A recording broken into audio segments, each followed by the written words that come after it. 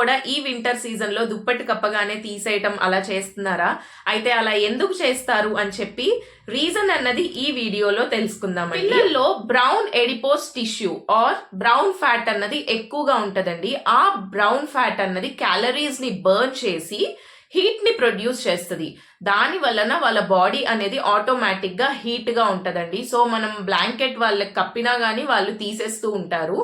That is the main reason అండి.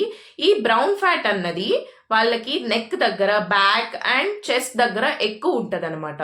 So adults లో కూడా ఈ బ్రౌన్ ఫ్యాట్ ఉంటదండి. But compare to children adults లో తక్కువగా ఉంటది.